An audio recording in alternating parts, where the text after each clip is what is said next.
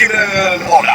إذا انطلقت المباراة مشاهدينا الكرام هنا باستاد روبير شون برو وليس فيليكس بوانيه هنا بالعاصمة على الإيطالية لأبيجون الحضور الجماهير الكبير لننسى الحضور لجماهير الوداد الرياضي هنا في ديو الوداد حاضرون في الأراضي الإيطالية لمتابعة الكتيبة الودادية في مسيرة البحث عن التألق على المستوى الإفريقي. إذا انطلقت المباراة ضمن فعاليات المجموعة الأولى والتي تضم كذلك النادي المصري وايضا فريق زيسكو السابق قبل الحدث. زيسكو فعلها وتمكن من الاطاحه بفريق القرن نادي الاهلي 3 مقابل يخلي نادي زيسكو هو المتصدر لهذه المجموعه في اعتبار نتيجه ايجابيه ان شاء الله من جانب فريق الوداد البيضاوي. عملت واحد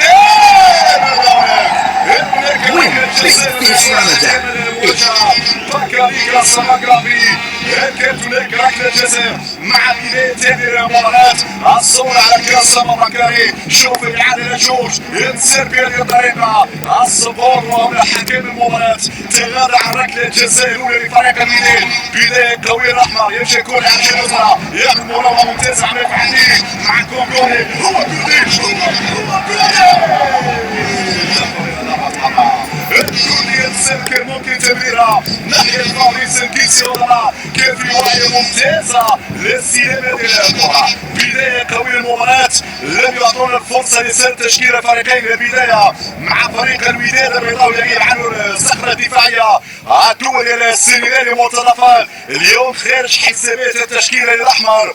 جون طوشاك يعتمد على الأسماء التالية: زويل العربي في حراسة المرمى، عبد اللطيف نصير 28، يوسف رابح 13، امين العطوشي 5، ياسين الكرتي 20، صلاح الدين السعيدي 4، ابراهيم النقاس 6، رضا لجوج 8، وليد الكارتي 18، اسماعيل الحداد 25، وفابريس نكيسي وضما السفاح الكونغولي اليوم يلعب كراس حربة الرقم 21 لديه هدف في مشوار دوري ابطال افريقيا. يبقى الكورياتور هو رضا الهجوج قاهر الكبار والنموذج ما قدمه امام فريق تيبي مازيمبي. هناك بيرموباشي كان الحوار الساخن وهناك كانت ليله الاطاحه بفريق البطل تيبي مازيمبي. هل تكتمل الصوره بانتصار اخر امام فريق العساك لتكون احلى بدايه في بدايه مشوار دوري الابطال عن دوري المجموعات عندما يلتقي الكبار الاهلي والزمالك والوداد الرياضي انيمبا النيجيري. كل الانديه تبحث عن اللقب. هذه خطيره تسديده لكن هنا الزوير اخرج يا زوير وقت هذه الكره. جو ماريا سولو يعتمد على الاسماء التاليه: كوفي كواكو في حرس المرمى، 4 مانكو القائد، نبي ابراهيم 15، هاكا سوكوتو رقم 3، يونان كولان رقم 30، سيف شاكا 18، داوود ديار الصوبا رقم 29، كولي باري داليا رقم 2، سيف شاكا 18، يانيك الزكري رقم 10، يوسف الدوا رقم 11. هذه الاختيارات بالنسبه لمدرب العساك ميموزا. الفريق الذي سبق ان واجه فريق الوداد البيضاوي حتى الرجاء الرياضي في دوري ابطال افريقيا اخر مواجهه بالمناسبه جمعت بين الوداد وفريق العساك اعلن في 2007 الانتصار للوداد البيضاوي. نعم كان في 92 لما فاز الوداد بلقب دوري ابطال افريقيا، فاز على العساك في الدور النصف النهائي. ولكن الوداد في 2007 كانت اخر مواجهه مع العساك الخساره امام الفريق لابيجون بهدفين مقابل شيء و0-0 بكازابلانكا. انذاك التعاون كان بفائده فريق العساك. هي عديد المواجهات بين الفريق الايفواري والانديه المغربيه خاصه قطبي الدار البيضاء الرجاء الرياضي والوداد. اخر امتحان للعساك امام الانديه المغربيه كان امام فريق الرجاء الرياضي تقريبا منذ 5 سنوات لما انتهى الرجاء بدوري مجموعات الشامبيونز ليج الانتصار للرجويين بكازابلانكا بضربات الترجيح. هذا هو ياسين الكردي واحد من الاختيارات المدرب الويلسي شنطو شاك في اليوم يعتمد على الاسلوب 4-4-2. لا ليس هذا هو الاسلوب. 4-2-3-1. هكذا عودنا الونسي شنطو شاك الاعتماد على عبد الضيف والسلك الرهيب يسير الكوني على الجهه اليسرى. المحور مع امير العطوش يوسف رضا بالمثمر في كنس صلاح كنس عندي يلعب مرجوج واسماعيل الحداد على الاطراف. وليد الكات يقف كصانع العاب وراء راس الحرب الصريح فابريس كيسي اوندا. هذه التوليفه الوداديه اللي شفناه في المباريات السابقه في المحافل الافريقيه والنص ايضا. هكذا كان الاسلوب وهكذا كانت الاختيارات في رحله البحث عن اللقب ال19 للدوري المغربي الممتاز. الامتار الاخيره والمنافسه كانت قويه بين الوداد والفتح على الرباطي في نهايه المطاف. العاصمي ومن كسب الريال والوداد المباراه الافريقيه او المسابقه الافريقيه مباراه للتعويض والذهاب بعيدا في هذه النسخه نسخه 2016. الوداد البيضاوي الفريق الذي يحتفل بذكرى عزيزه بلقب وحيد كان في 92 لما فاز على فريق الهلال السوداني وازاح من طريقه في السيمي فاينل فريق لاسيك ابيجان. كره في وسط الميدان. يلا وليد قطع الكره امام فابريس كيسي اوندا يمشي بها فابريس وحده. لازم المسانده لفابريس من اسماعيل الحداد. وينك يا اسماعيل؟ حاضر على مستوى الجهه اليسرى لكن هنا الحكم يعلن عن رميه جانبيه. اتخاذ الحكم على ركله جزاء مع الثواني. كل مشاهدينا الكرام صورة أكثر من رائعة في المدرجات. صورة أكثر من رائعة في المدرجات. فدائيو الوداد هنا. فدائيو الوداد حاضرون. فدائيو الوداد يشجعون هنا بعشرات يحضرون هنا للتنقل إلى أبيجان لمواكبة مسيرة الأحمر في الرحلة الإفريقية. إن شاء الله الوداد يكون في الموعد. إن شاء الله الوداد يحقق نتيجة إيجابية في انتظار المباراة الثانية أمام فريق زيسكو الزامبي. إبراهيم نقاش يقطع كرة يجد المساندة خلفه من يوسف رابح يسير مباشرة في اتجاه فابريس كيسي اوندا. اليوم الوداد هل يكتفي بالدفاع والاعتماد على المرتدات الهجومية أم سيلعب الهجوم مع تحركات غدا جوج واسماعيل الحداد وسطهم فابريس كيسي اوندا.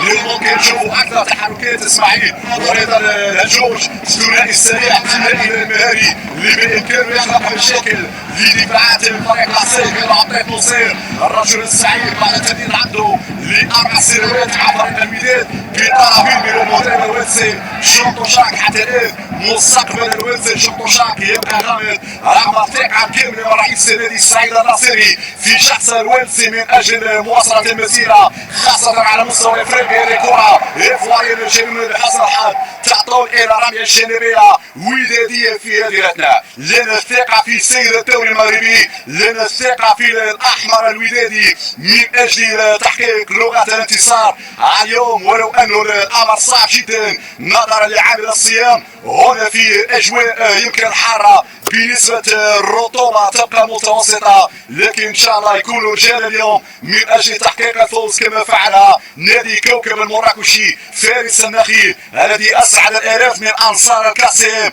بانتصار غالي وانتصار لن ينسى. هكذا هي عقدة النجم الكوكب المراكشي يعيد التاريخ مرة أخرى بعد 96 الانتصار على الإطوال. مرة ثانية يفعل الكوكب المراكشي بفوز هام 2-1 بالأمس بالملعب الدولي في ليلة رمضانية هنا بنفحات مراكشية. كان الانتصار واليوم أمسية الوداديين وغدا سيكون الموعد مع العاصمي الرباطي في مواجهة آل طرابلس. هذه كرة للعساك كوتي بومبي تعطيها الحكم ماذا يقول واصل يلعب خرج كرة كوتي في نهاية المطاف رمية جانبية لفائدة فريق الوداد البيضاوي.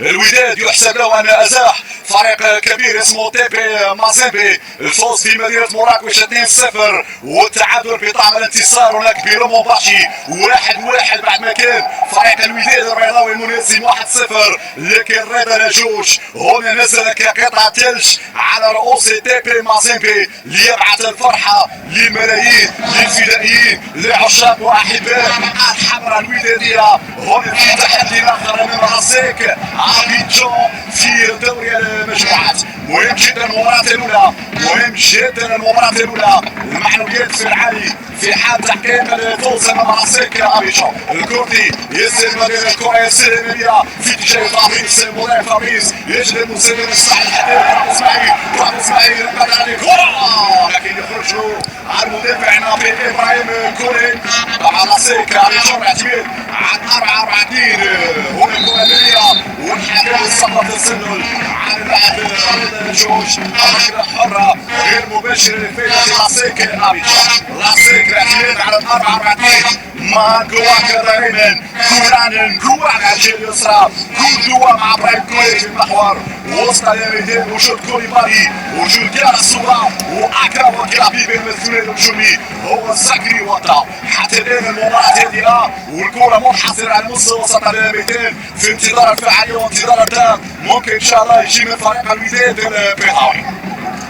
على المتابعة من ابراهيم النقاش يقطع الكرة بشكل ممتاز. الوداد البيضاوي اللي قام بحصة تدريبية وحيدة كانت بالامس. اسم تنقل الوداد من كازا لابيجان كان ليلة الخميس بعد الافطار هناك بالمغرب. التنقل مباشرة للعاصمة ابيجان بالامس كانت حصة وحيدة تدريبية قبل مباراة اليوم هنا في الملعب الروبير شامبرو. تعودنا على مواجهة لاسيك في الملعب في الاسبوعين، لكن هنا الاستقبال الرائع شامبرو. الملعب الذي يتسع تقريبا ل 6000 7000 متفرج، لكن جمهور الوداد يسيل المدرجات. جمهور الوداد يسيل المدرجات. نعم هكذا هي الصورة في دبي والوداد كما هو الحال في الفريميجا في ملعب مراكش وليس في هذا الموسم. هنا حاضرون في روبير شامبرو. لا شيء يصعب امام جمهور الوداد، لا صعب امام الوداد. جمهور الوداد يتحدى الصعوبات، جمهور الوداد يتحدى العراقيل وياتي لابيجان لبقاء كون اللاعبين، تشجيع اللاعبين والرفع من معنويات اللاعبين. هكذا عود جمهور الوداد البيضاوي على مر التاريخ. فدائي الوداد الوناس تحت الشعار الابدي نحب الوداد ونموتوا على درابو البلاد. الشعار في الفريميجا والشعار هنا في ملعب روبير شامبرو من اجل نتيجه ايجابيه اليوم ان شاء الله لسيد الدوري المغربي. تمشي الكره لحارس المرمى الزوير العربي لمن الزوير يرسل اماميه في اتجاه لاعب فابريس كيسي اونرا مرعوبه في وسط الميدان. هناك لاعب تعود يرجع بالكره الخلف ناحيه اللاعب نافي. كلنا نتذكر اللقب الوحيد لفريق الوداد البيضاوي على مستوى دوري ابطال افريقيا لما فاز على فريق الهلال ازحم طريقه في دور نصف النهائي. فريق لاسيك ابيجان مع اسماء كبيره جدا كان يتقدم الهداف والتالي السنغالي موسى نداو الى جانب فخر الدين وفرتوت ورشيد الداودي جدابي صنع مجد الوداد البيضاوي 92. من بين الاسماء ذكرت اللاعب موسى نداو بالمناسبه والمساعد للويلسي جوطوشاك. ربما تاتينا الصوره من الطاقم الاحتياطي لفريق الوداد البيضاوي. ممكن تشوفوا موسى نداو لانه تنقل مع فريق الوداد البيضاوي. مهم جدا الاستعانه بهذا الاسم على مستوى الطاقم المساعد للويلسي جون توشاكو والذي صنع الافراح الوداديه في بدايه التسعينات كما كان الحال مع المنتخب السنغالي. كره وداديه يمشي لجوج من الجهه الى فريق لاسيك ابيجان. جوج صانع الافراح هداف الوداد البيضاوي في المسيره الافريقيه حتى الان من خلال مباريات يلعبها الوداد مؤخرا امام فريق الجمارك النيجر، امام فريق كلاس مدغشقر وايضا شيخ مازيمبي. الوداد مر من 3 مراحل من 6 مباريات بين الذهاب والاياب مع النيجر ومع مدغشقر ومع دافع مازيمبي في المونتاجي. يكفي على الوداد الساحه من طريقه حامل اللقب المرعب دافع مازيمبي اللي خرج من حسابات دوري المجموعات ومن تبقى نعم الاهلي والزمالك والصيفيه والانهاء. هذه الانديه التي تذوقت حلاوه التتويج في اللقب الافريقي والتقدم من طرف اللاعب فابريس يحصل كره بشكل ممتاز. العطيه فابريس يجد هنا المتابعه من وليد مره اخرى. فابريس من يسير فابريس نتابع لكل ابراهيم يحطها للمصير ولكن عن شريره يبقى المسافه كره ممتازه. حارس المرمى كونفيتو داخل في نهاية المطاف. توقع بين الكرة سترسل في اتجاه راس لاعب فابريس انكيسيو مع الوصول القائم الثاني. هذه اول طلعه اول خرجه لعبد اللطيف النصير من الجهه اليمنى. شفنا كيف رفع الكره كيف في المطاف كوفي كواكو. لاحظوا بان النصير وكذلك ياسين الكردي يتقدمان بحذر شديد. واضحه تعليمات من الويلزي نركزوا على المنطقه الدفاعيه نمره وسط الميدان. ما نخليوش لاسيك كابيتون يلعب الكره، ما نخليوش لاسيك يهاجم، ما نخليوش لاسيك قريب جدا من الحارس الزهير العربي. زهير يبقى في الامام والوداد يخلي الكره في وسط الميدان والاعتماد على المناورات من الاطراف. رضا واسماعيل هذه كره اماميه لكن دون خطوره على الزهير العربي. 0 مقابل 0 بعد مرور 16 دقيقه. مشاهدينا الكرام هنا بالعاصمه لابيتشون، هنا باستاد روبرت شابرو. اذكر بان نادي القرن نادي الاهلي خسر في اول ريال في دوري المجموعات امام الزيسكو الزامبي 3 مقابل 2. يمكن الاجواء ويمكن ظروف الصيام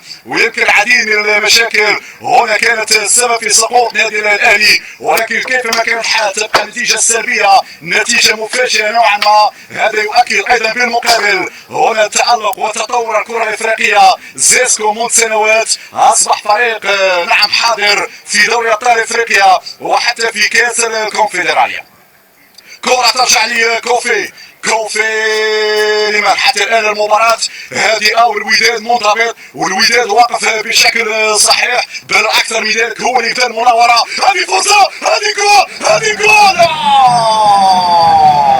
لا يا وليد، لا يا وليد يا كارتيرا، حرام عليك يا وليد. هذه فرصه الجول، هذه فرصه الهدف الاول يا وليد الكارتي بعد هفوه دفاعيه ومناوره من رضا لشوش في الجهه اليمنى على عصامه في هذه اللقطه يا وليد. كانت ممكن تكون في الشباك يا وليد الكارتي. الوداد افضل من راسك حتى الان. الكورتي ممكن تعطي بن اسماعيل. الادوار الدفاعيه مهمه جدا اسماعيل، الادوار الدفاعيه مهمه جدا اسماعيل. الى جانب رضا لشوش هذه كره في العمق يخرج بشكل ممتاز. السعيد يلعب الارتكاز مره اخرى ما ينقاش. سرعه مطلوبه في المرتدات. هنا الكره تمشي للجهه اليمنى على رضا لشوش. نصير في المسانده، نصير يكسر ماليه جانبيه لفريق الفريق الوداد. نص سرعه رضا لشوش يعكس رضا من يتبع الدفاعات الايطاليه. سعد الحديد يدخل يوصل الى الميدان. السعدي مرت عليك حديد السعدي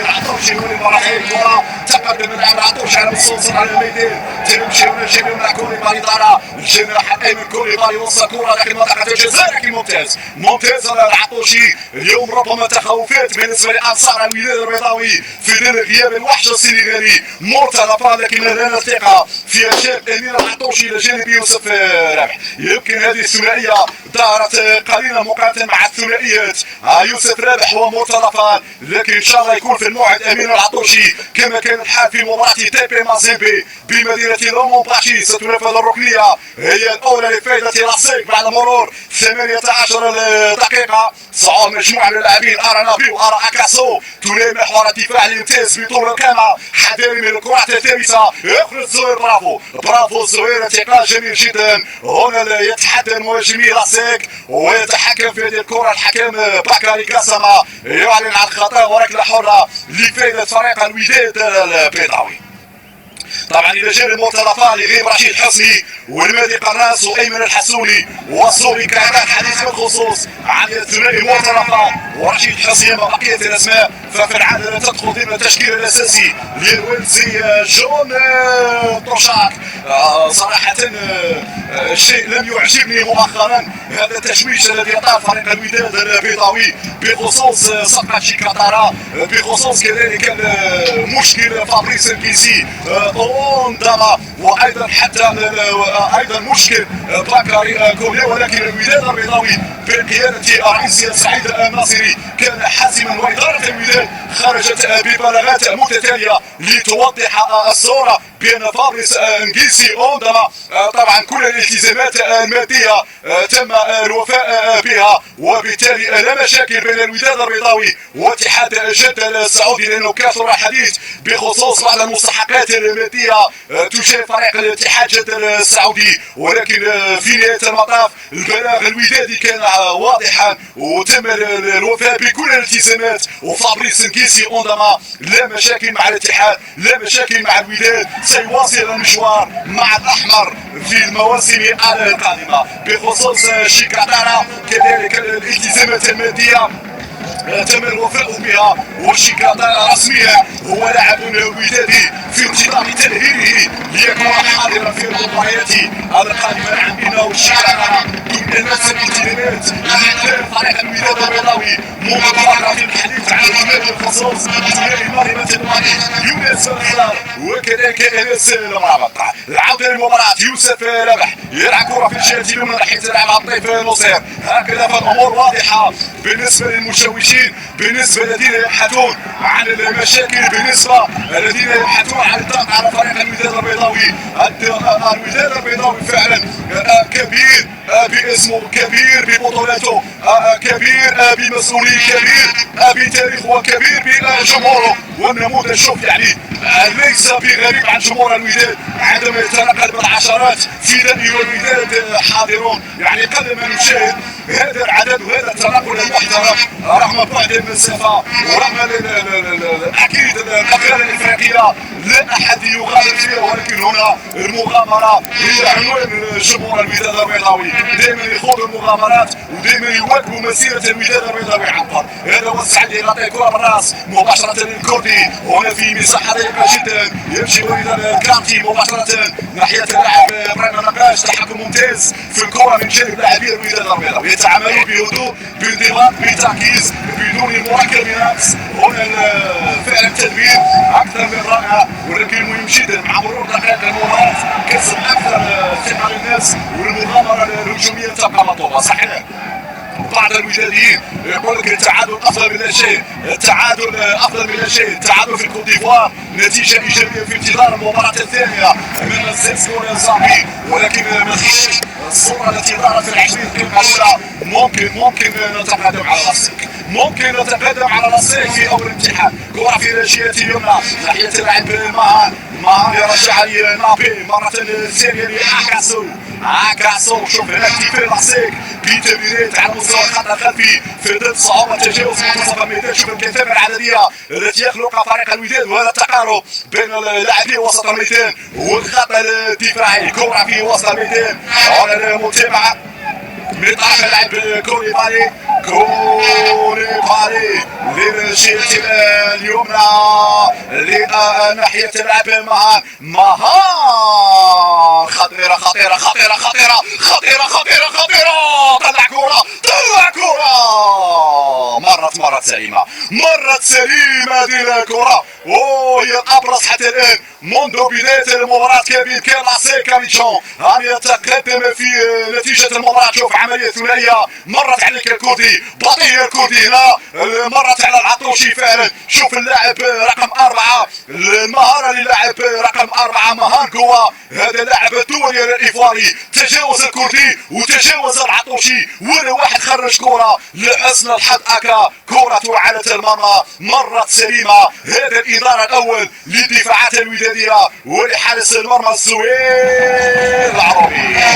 رد بالك يا كوني من جهة اليسرى، ورد بالك يا أمين العطوشي. مثل هذه المناورات قد تأتي من جديد، يخرج الزوير العربي والحكم يقول فاول فعلا، يقول خطأ في هذه الأثناء. ركلة حرة لفائدة فريق الوداد على البيضاوي. تقدير كان ممتاز من الزوير العربي، شجاعة كبيرة أظهر الزوير في العديد من المباريات، رغم أنه في الدوري المغربي ربما كانت بعض المؤاخذات، لكن الزوير يظهر في المواعيد الكبيرة، يتألق في المواعيد الكبرى. خاصة في افريقيا والنموذج ما قدمه امام فريق التي بي المازيمبي. لحسن الحظ الخروج هنا الخطأ كان موجود على المهاجم يوسف داو، وبالتالي باكاري كاساما لم يتردد في انصاف الحارس زهير العربي. باكاري كاساما الحكم شدوا بكفاءة على المستوى الافريقي وعلى المستوى الدولي، وخير كبير على ذلك هو قيادته لمباريات في كاس العالم 2014 ومباريات كان 2015.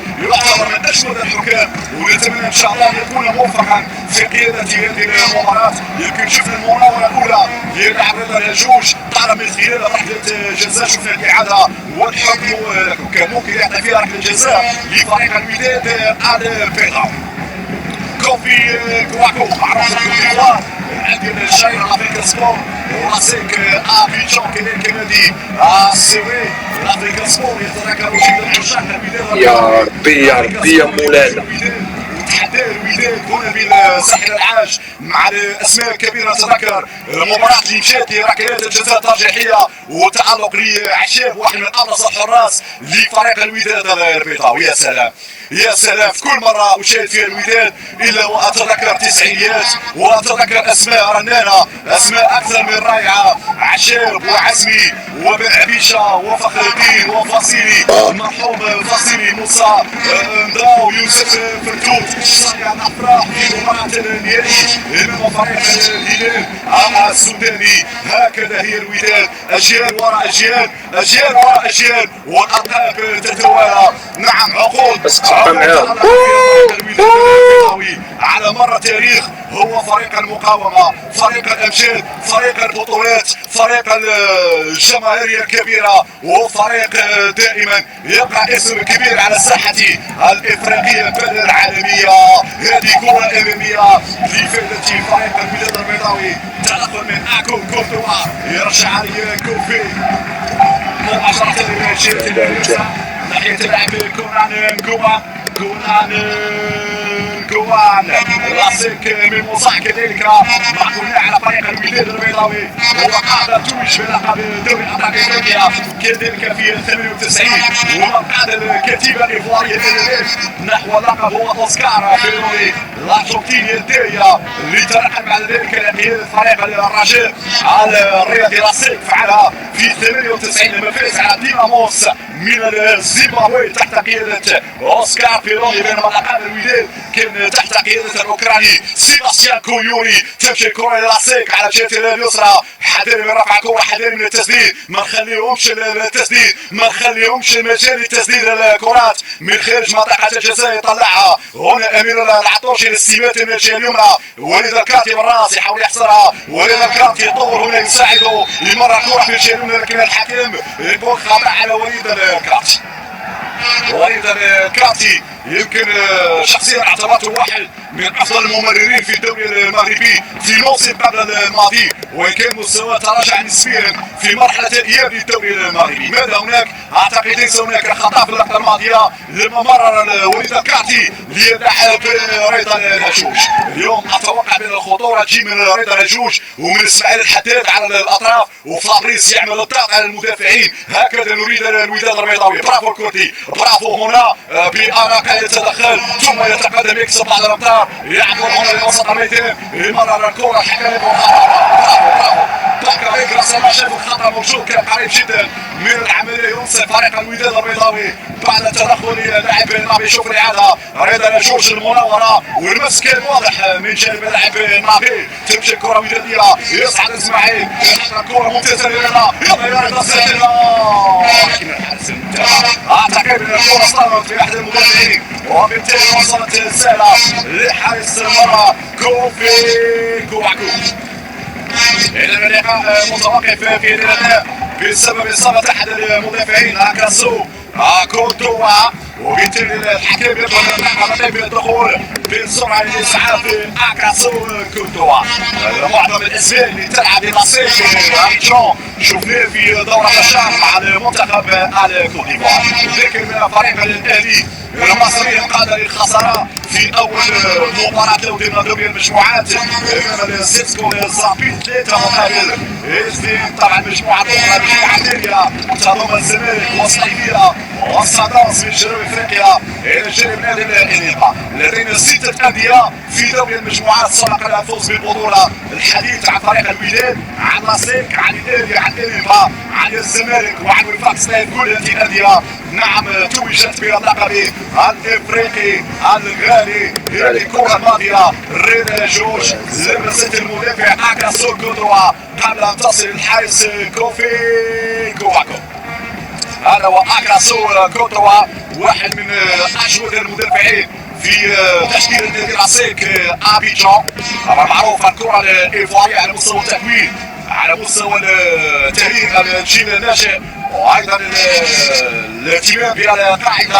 هكذا هي الاستراتيجيه بالنسبه لابرز الانديه. ولكن في الكوت ديفوار هناك فعلا اكاديميه ونادي يضرب به المثال على مستوى الكوت ديفوار. يتعلق الامر بنادي اكاديميه امادو ديالو التي فرقت العديد من الاسماء والتي انجبت العديد من الاسماء وصدرت بعض الاسماء للانديه المغربيه. الحديث عن مدافع اولمبيك فريق باكايوكو، والحديث ايضا عن لاعب باكاري كولي الايفواري اللي في طريقه الى العوده لفريق الوداد البيضاوي. الوداد من خلال بلاغه مؤخرا كان واضحا بان فتره الاعاره لباكاري كولي ستنتهي اواخر هذا الشهر، يوم 30 من شهر يونيو ستنتهي فتره اعاره الايفواري باكاري كولي مع دوبر فوجير الفريق الاماراتي. وبالتالي باكاري امكانيه العوده لفريق الوداد البيضاوي الشيكاتارا ايضا في انتظار قدوم هذا الاسم، لان حقيقه الوداد البيضاوي اشتكى كثيرا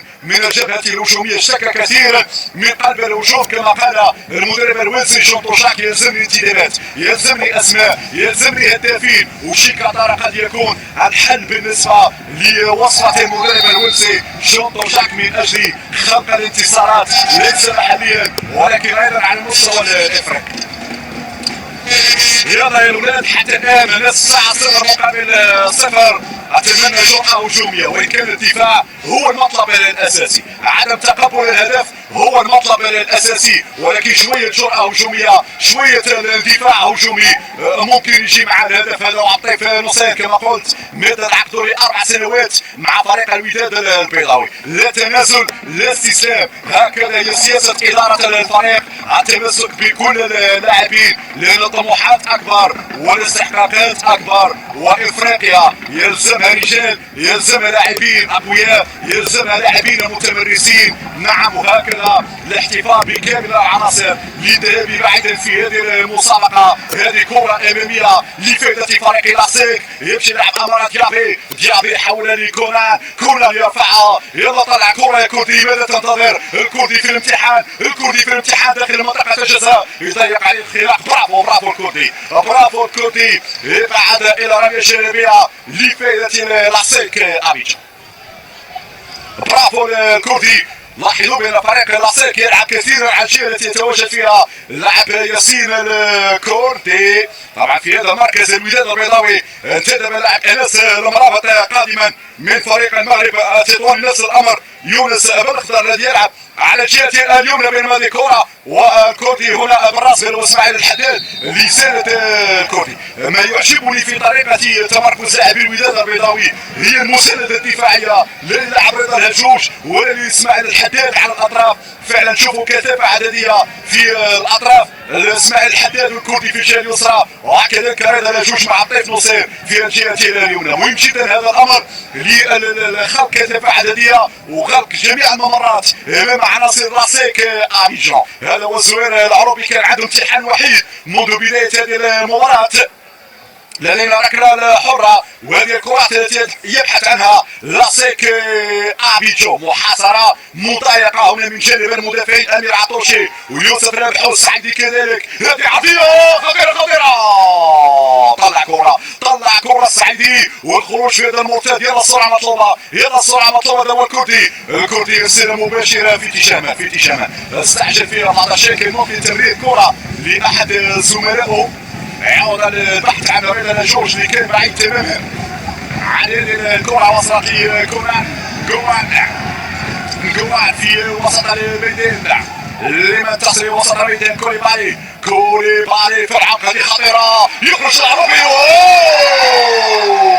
لا يا العربي، لا ممنوع مثل هذه الخرجات، ممنوع مثل هذه الخرجات يا العربي، لانه كان المدافع موجود، كان العطوشي وكان رابح حاضرا في الكرة الماضية، وبالتالي لم يكن اي داعي لهذا الخروج. شوف مرة اخرى العطوشي كان حاضر، وبالتالي خذ مكانك يا زوير العربي، لا تغامر بهذا الشكل يا العربي. كان ممكن ان يفعل العساك ويسجل الهدف الاول. برافو امير العطوشي، هنا قام بالتغطية، هنا قام بالتغطية على الفراغ الذي تركه زوير العربي. مثل هذه الافوات هي التي تسهل المهمة للعساك ابيجان، هي التي تعطي ثقة اكبر للاعبي العساك ابيجان. مرت سليمة الحمد لله، مرت بسلام هذه الكرة الثانية. لاحظوا بان العساك ابيجان ليس بذلك الفريق الخطير، ليس بذلك الفريق القوي، ولكن اخطاء مثل هذه هي التي تغير النتيجة، هي التي تغير النتيجة. وبالتالي لنكن حذرين امام كل مناورات، خاصة الثنائي يانيك زكري صاحب الهدفين في اخر المباريات الافريقيه للعساك، ويوسف داولي سجل بالمناسبه كذلك الهدف في المباراه الاخيره. لذلك فحذر من هذا الثنائي اللي يعتبر الافضل في تشكيله فريق العساك من موسى. كره في التماس، 10 دقائق تقريبا على نهايه الشوط الاول. مشاهدينا الكرام دائما النتيجه سلبيه بين الفريقين. ثلاثه رميه الجزائريه الرياضه من اسماعيل الحديد لم يواجه، لم نلعب الكرة في الأمام. اسماعيل دور دفاعي، رضا دور دفاعي، قعد تسنى قعد تسنى. معاناة كبيرة الكردي في الجهة اليسرى، ضغط كبير على الكردي، لكن يواصل وصدق حلاوة هذا. ناري والله ما بيتسنى، هاو تسدية كلشي. لأن مرحلة التغيير كانت نوعا ما السعيدي هنا يتفرج، السعيدي اللاعب الكردي الذي يقوم بالتغطية يرسل الكرة بهذا الشكل إلى الكورنر.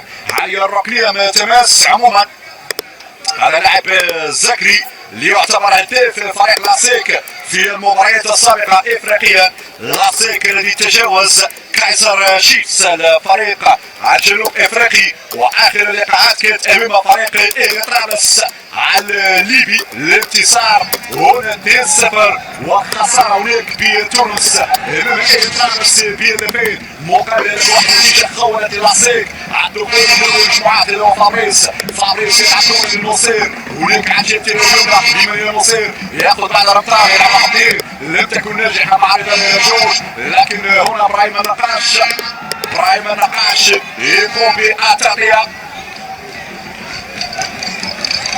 إذا كرة في التماس، عبد اللطيف نصير يصعد ليرتفع، نصير يرجع الكرة للخلف ناحية اللاعب يوسف رابح. عامر عطوشي لو الوداد يلعب بشرطة هجومية أنا على يقين بأنه سيسجل. لو الوداد يلعب للهجوم، لو الوداد نشوفوه مثل الصورة التي ظهر بها أمام مازيبي في مراكش، لو الوداد يلعب بالشكل الذي نعرف، لو الوداد يفرض اسلوبه المعهود، انا على يقين بان الاحمر سيحقق الانتصار اليوم. ولكن طالما تلعب بتحفظ فممكن في اي لحظه يفعل فريق النصر. على الاقل الوداد حتى الان يبقى منضبط دفاعيا، يبدا وسط الميدان بشكل ممتاز.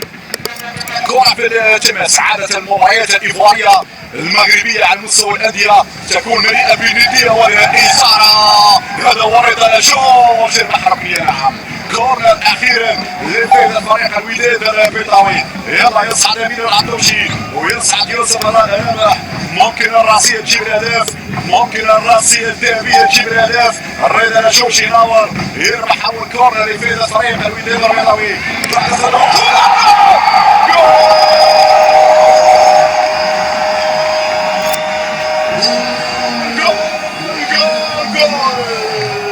فعل الوداد، فعل الأحمر، حمراء وبيضاء شكونية، هي الوداد عينية. ودادي لك يا حبي وفؤادي، في الأمسية الرمضانية الرئيسية السعيدي، المتابعة المثالية السعيدي.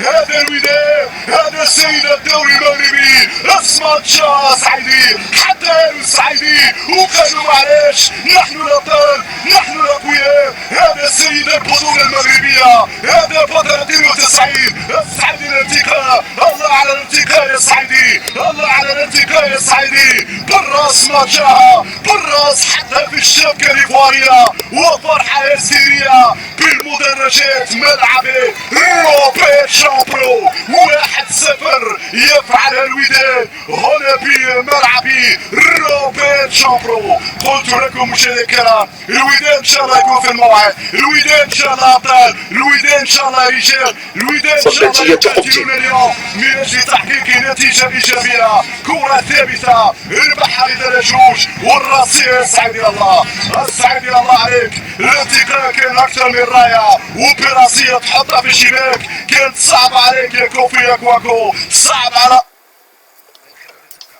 افضل حراس. صدمه هذه الكرات السعيدي بطول القامه، ارتقاء الكبار يفعله ويسجل هدف، يمنح حرس بقية للكتيبة الودادية هنا في الرحلة الافريقية من اجل البحث عن الوصول لنهائي الشامبيونز ليج، كما فعل في 2011 لما تحدى فريق الدم والذهب نادي الترجي الرياضي التونسي. كرة في الجهة اليمنى لفائدة فريق لاسيك ابيجان، هدف يعطي ثقة أكبر للاعبي الوداد البيضاوي، هدف يعطي ثقة أكبر للاعبي الوداد البيضاوي من أجل تحقيق الهدف. إذا سنتابع هذه الكرة لفائدة فريق الوداد. برافو برافو شباب، برافو شباب، نتقدم في نتيجة المباراة. كرة على الجهة اليسرى، فابريس نكيسي بوندما، فابريس يضيع على كرة، فابريس كان محاصر صراحة. فابريس الشيء اللي عجبني فيه هو انه يتحرك بشكل ممتاز بدون الكرة، هنا يخلق مشاكل لمدافعي لاسيك حتى بدون كرة. مشاهدينا الكرام، صحيح الاجواء رمضانيه واعرف بان اللاعبين هم في فتره الصيام، ولكن انا على يقين لو الوداد يلعب شويه على الهجوم اعتقد بانه قادر على تسجيل اهداف اخرى، قادر على تسجيل اهداف اخرى، لان لاسيك تبين بانه فريق عادي وعادل جدا حتى بارضيه ميداني. ولكن المهم ان لا نرتكب الاخطاء، المهم ان لا نرتكب الاخطاء في المنطقه الدفاعيه، لانه صراحه تخوف من حقي ان اتخوف ومن حق جماهير الوداد ان تتخوف في ظل غياب الوحش، هكذا لقبته الوحش السنغالي مرتضى الفار، عن امل العوده ان شاء الله في المباراه التاليه امام زيسكو زامبي، والتي ستقام بعد 10 ايام من الان، بينما كره في وسط الميدان لفائده لاسيك لحسن الحظ للمتابعه من ابراهيم النقاش، رجع للخلف، حذري حذري حذري يوسف رابح، لا تلعب بالنار، لا تلعب بالنار يوسف يا رابح. مباشرة الحكم يقول خطأ، اعتقد كان هناك خطأ، اعتقد كان هناك دفع. هذه الكرات تخوف صراحة، هذه الكرات شوف التباطؤ من يوسف رابح، ولكن كان واضح بأن اللاعب يوسف داو ارتكب الخطأ، وبالتالي ركلة حرة يعلن عنها قاسما بكاري. حتى الآن دون أخطاء الحكم بكاري قاسما، لأنه قلت حكم يشهد له بالكفاءة على المستوى الإفريقي وعلى المستوى العالمي. يكفي أن أقول بأنه قاد مباريات كأس العالم 2014 بالبرازيل، وكان من أبرز الحاضرين في كأس إفريقيا 2015. نحترم نهاية الجولة الأولى، مهم جدا أن نخرج متقدمين في نهاية الشوط الأول. كرة في الجهة اليسرى لفائدة فريق لاسيك، برافو الوداد يلعب بحذر، يتقدم بحذر، يناور بحذر، ولكن يركز مجهوداته اكثر على الدفاع، اضواء دفاعيه ايضا. شوفوا اسماعيل الحداد، هذه خطيره، هذه خطيره، هذه خطيره، هذه خطيره، طلع كره، طلع كره، طلع كره، ماذا تنتظر؟ خلوا المجال للايفواري مره اخرى لمواصله الضغط والرجوع لمنطقه الحقيقه، لكن ابراهيم النقاش في الموعد يقرا بشكل ممتاز ابراهيم، وفي نهايه المطاف تمشي لرميه جانبيه. لحظات عصيبه جدا، مره من الدفاع فريق الوداد البيضاوي في مدينتنا، ولولا بلايد ابراهيم النقاش ربما جات التسديده من جانب اللاعب سيرج اكا لاعب الوسط على الميدان. كره جايه اليمنى، نصير يجي المسانده من لاعب رضا رشوش. برافو، هذا ما تحدث عنه. لا رضا ولا اسماعيل يعودون بسرعه ويخلقون كثافه عدديه في الأظهرة، وبالتالي لا ممرات بالنسبه للاعبي راسيك. عبيتشو هذه كره في العمق يدخل بشكل ممتاز على المدافع يوسف رابح. يمشي فابريس، برافو فابريس يلحق الكرة، يجبر المدافع هنا اكراتو كوتو من على الصورة، يخرج الالتماس الصراحة في الالتماس هنا بكات، لكن الإمام فقط يلعب داودا. نلعب تقريبا الدقيقة الأخيرة على نهاية الشوط الأول. يبعث الكرة من أمين العطوشي، رضا وليد الكعتي تحكم بالكرة من خلال التبادل عن الكرة والحكم يصفر خطأ. واجب إعطاء الإنذار الآن يا بكاري. بكاري قاسما، هذه كرة الإنذار، لعبة الإنذار يا بكاري يا قاسما. التدخل كان واضح في حق اللاعب رضا على جوج. هذه الإعادة مرة أخرى، تدخل يستحق الإنذار، تدخل يستحق الورقة الصفراء. حتى الآن الحكم متسامح مع الجميع. الله على هذه الصورة، الله على هذه الصورة. جماهير الودادية هنا تغلبت على جميع التحديات لتكون حاضرة باستاد روبرت مامبرو. أعرف بأن الوداديين في كل مكان، الوداديين في المغرب، الوداديين في بقاع العالم هنا ينتظرون نتيجة إيجابية. الملايين يتنافسون عشق الأحمر، الوداديون يعشقون الأحمر حتى النخاع، والوداديون ينتظرون فعلا هذه السنة الوداد في اوج العطاء. شوف الإعادة، يا سلام يا السعيدي، يا سلام يا السعيدي. الارتقاء الراقي، الارتقاء الراقي، كنت راقيا في هذه الطريقة اللي سجلت بها الهدف، واعتقد راه كان مستحيل لحارس المرمى كوفي كواكو. كما كانت الفرحة هنا لفدائية الوداد. كرة في وسط الميدان، قائم النقاش. إذا ندخل الوقت المحتسب بالرطايا، مشاركة رائدة من 1-0 لفريق الوداد البيضاوي. مقبول على الجهة اليسرى ناحية لاعب سيرج اكا، يرجع عليه كونان. نلعب الدقيقة الأولى من الوقت المحتسب بالرطايا.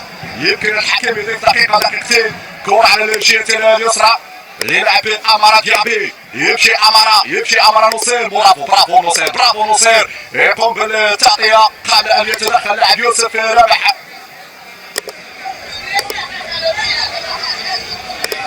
إذا تنفيذ التماس عن طريق الدائرة الأيسر كونان نكوان. هذا هو كونان نكوان ينفذ الرمية الجانبية بالراس. وليد الكاتي ضاعت منه الكرة. وليد عودة كل لاعبي الفريق الوداد البيضاوي. الحكم لصورة الحال يعلن عن خطأ كرة على مشارف في منطقة الجزاء، ومع اقترابيات الشوط الأول هذه إعادة مشددة.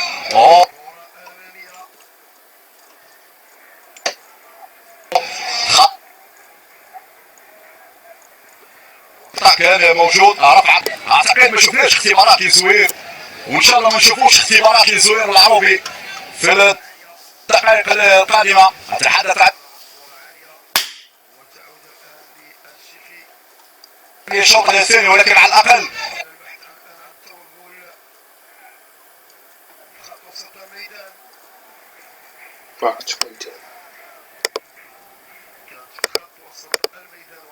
كمية جميلة للصورة في كل مرة تأتينا صورة الجمهور الودادي الحاضر بملعب روبرت شامبرو. خطيرة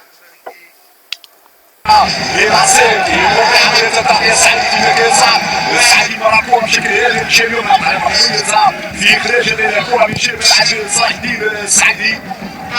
السعيدي يبقى قريب جدا من ثنائي محور الدفاع عمير العطوشي ويوسف رابح.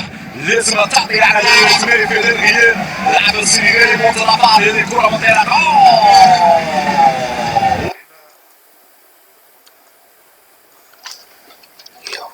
والعطوشي يقوم بإخراج هذه الكرة، واضح من الراس كاين سيدنا في شناجرات شويه تخف كاع العذاب، شويه الكونيكسيون. مال دين امو هادي مالها؟ هاكا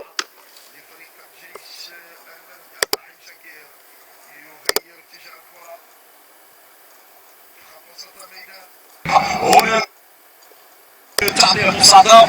طبعا كان في الشوط الاول كان من الاسماء التي اعطت الاضافه في الدوري المغربي الممتاز وحتى في مسيره الوداد البيضاوي على المستوى الافريقي.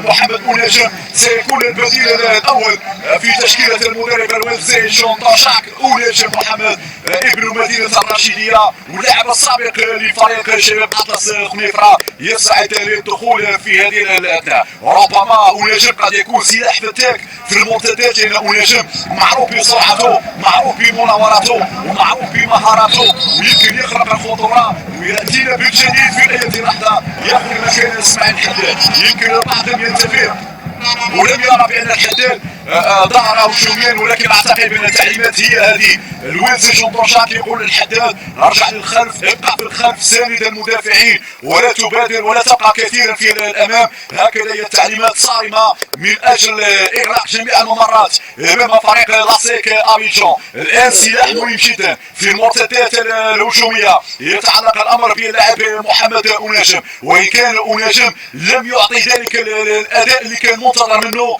منذ التحاقه بفريق الوداد البيضاوي لسبب بسيط، هو انه جلس في دكه البدلاء لوقت طويل. لو تمنح له الفرصه، لو يبدا اساسي في معظم المباريات لشفنا بونجم بمستوى كبير. انا على يقين بان بونجم عنده طاقات ممكن يفجرها في المباريات الافريقيه، ونتمنى ان تكون البدايه في الشوط الثاني امام فريق لاسيك ابيجان. هذه الكره اماميه تحصل الجهه اليسرى، يخرج نصير، قطع الكره لنصير، برافو نصير، برافو نصير. كره في التنس حقيقه يقطع الماء والهواء والكهرباء امام لاعبي لاسيك ابيجان في الجهه اليمنى. مكسب وربح كبير للوداد البيضاوي. الخبر السعيد للانصار الحمراء والبيضاء هو ان نصير مدد عقده ل4 سنوات هذه كره لاسيك، ما نخليوش المجال للتسديد. هذا ما يبحث عنه لاسيك ابيجان. التسديد ما يخرج منطقه الجزاء لانه فعلا كره القدم التسديد هو حل من الحلول المهمه للوصول للمرمى. هذه اول تسديده جات من لاسيك، اول تسديده جات من لاعب كوسيفي، اللاعب البديل هو لاعب راهو تسددها الكره الماضيه، لكن الزوير في الموعد، الزوير في الموعد. يعني السؤال ربما قد يشاطرني الكثير من يتابع هذه المباراة بأن الزوير العربي يكبر في المباريات الكبيرة، ولكن الغريب في الزوير العربي في المباريات السهلة، في المباريات العادية لا يظهر بذلك المستوى الكبير. ولكن الزوير يتحدى الأفارقة، الزوير يتحدى عمالقة القارة السمراء وفعل أمام مازيمبي. واليوم حتى الآن تصديات تبقى قليلة جدا أمام مهاجمي لاسيك ابيجان. عملية تسترجع الكرة ماذا تفعل الكردي؟ تمريرة خاطئة الكردي ولا يتدارك الموقف الكردي. الحكم يمنح الأفضلية لفريق الوداد البيضاوي في هذه اللقطة. هذا هو طاو الذي ضغط في اللقطة الماضية، لكن الكردي بسرعة يرجع لموقعه ثم يقطع الكرة قبل أن تخرج للتماس. آخر ما لمسها هو يوسف طاو يعني تنفيذ هذه الكرة لفائدة فريق الوداد البيضاوي. ترسل إيميليا في اتجاه لاعب وليد الكراتي. حتى الان ما قنعنيش الكراتي، حتى الان ما قنعنيش الكراتي. شوف الان يضيع كره بكل سهوله وليد الكراتي. اعتقد ان الوالفزي شونطاشاك ربما يفكر في تغيير وليد الكراتي لانه هذه السمه البارزه لوليد. يضيع كرات سهله جدا. عطيف نصير يجد المسلم الرابح، خروج سلس في هذه الكره من المنطقه الدفاعيه. يبحثون عن فابريس كيسي بونما، كره في وسط الميدان للجهه اليمنى. كما قلت لكم مشاهدينا الكرام الوداد البيضاوي لن يغير في بوصله، سيبقى في مناطقه ويخلي الكره بين اقدام لاعبي لاسيك ابيجان. حتى الان غير مزعجين، حتى الان يشكلون خطوره على الحارس الزوير العربي. افتكاك الكره هنا والحكم بكري كاسما يشير الى وجود خطا هنا ضد اللاعب فابريس كيسي بونما. حتى بدون كره يربحهم، حتى بدون كره يلعبهم، حتى بدون كرات يشاكسهم، حتى بدون كرات يضيق عليهم الخيار. شوف هنا يتحرك يمينا يسارا ليعمل الدار مرت على فابريس الان الكره تصل لوسط الميدان ناحيه داوده على الجهه اليمنى تبادل كروي، لكن شوف لاسيك عندما يقترب من منطقه الجزاء تتكسر العمليه. هذا راجع للتكتل بين عناصر وسط الميدان والخط الدفاعي. شوف لو تلاحظ بان اللاعب السعيدي وكذلك ابراهيم نقاش يبقى قريبان جدا من الخط الدفاعي، وهذا من صعب المهمه اكثر على فريق لاسيك ابيجان. اذا كره على الجهه اليمنى لفريق لاسيك يراهنون على الكرات الثابته مره جانبيه.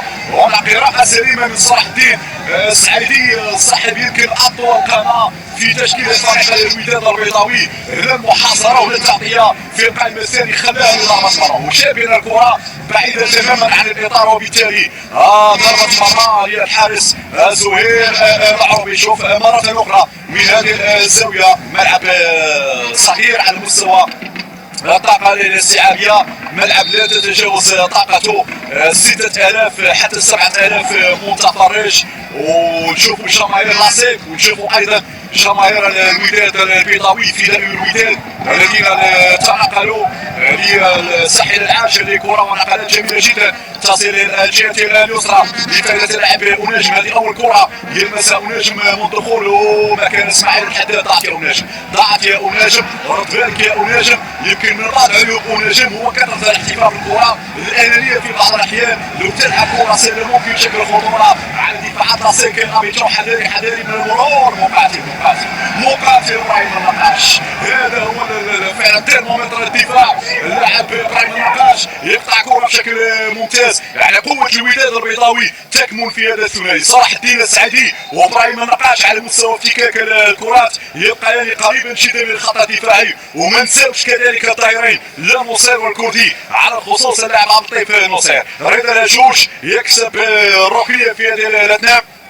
تفكير سليم من الوزي جون طوشاك، راعى الشهر الفضيل، راعى صيام اللاعبين، وبالتالي فالتنقل كان اول امس. هذه كره خطيره، كره وامكانيه تسجيل هدف ثاني لفريق الوداد البيضاوي. منقوله سريعه للجهه اليسرى، عطيه يلا يلا يطلع كره، يلا طلع كره، والثاني هو لا حرام عليك، حرام عليك يا عطوشي، هذه في الشباك، حرام عليك يا عطوشي، هذه في الشباك. خلصنا من معاناه المباراه بهدف ثاني، هدف ثاني يريح الجميع، هدف ثاني يخلي الوداد في موقع ممتاز من اجل الخروج بالانتصار. شوف السعيدي حطها له بشكل ممتاز، السعيدي على المقاص حطها له، عطاها له هديه، العطوشي لم يستفيد منها. فرصه ذهبيه لقتل المباراه، فرصه ذهبيه لتوقيع الهدف الثاني، ضاعت من قدم المدافع امين العطوشي. عوده سريعه، عوده سريعه للمدافع الحذري،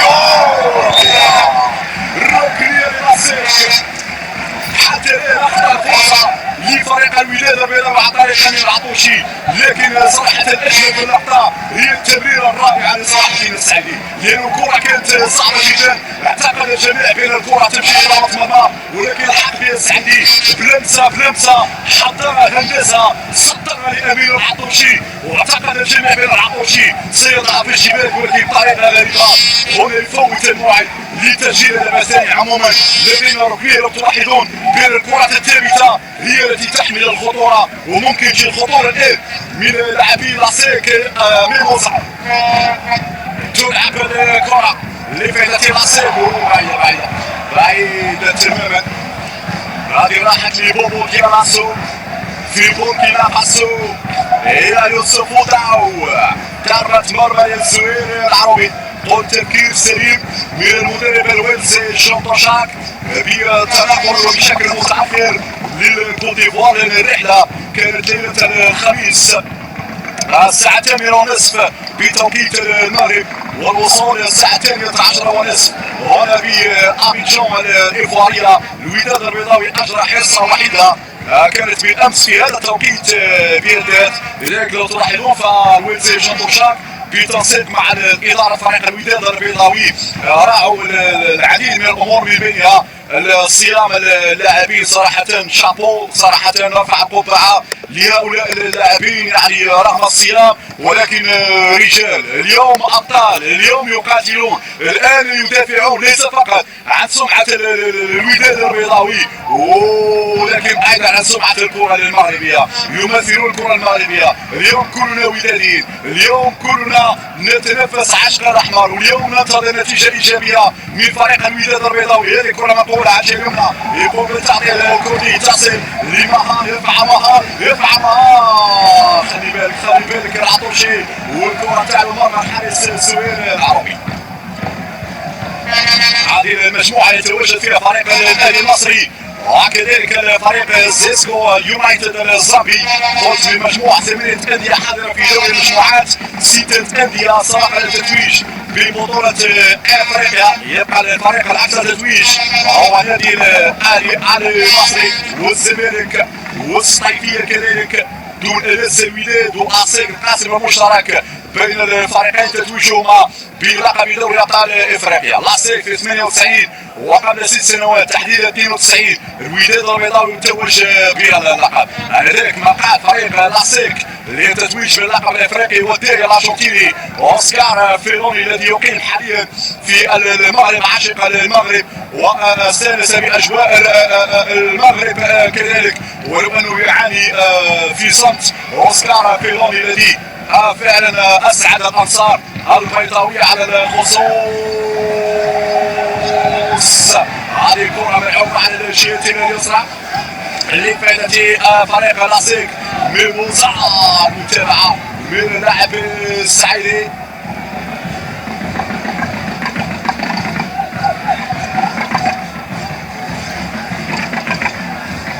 كره على الجهه اليسرى، فابريس نكيسي اونداما.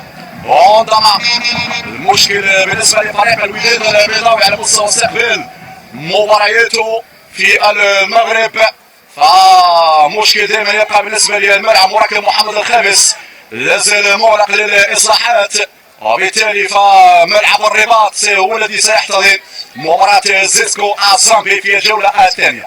على الارجح نعم الوداد البيضاوي سيستقبل فريق زيسكو الزامبي بالمجمع الرياضي الامير مولاي عبد الله في مدينه الرباط. هذه كره اماميه صدقوني، لو الوداد البيضاوي لعب اخر مباريات الدوري المغربي في كازابلانكا في استاد في مركب محمد الخامس لكان الشان اخر، ولكانت الكلمه للوداد البيضاوي في الدوري المغربي.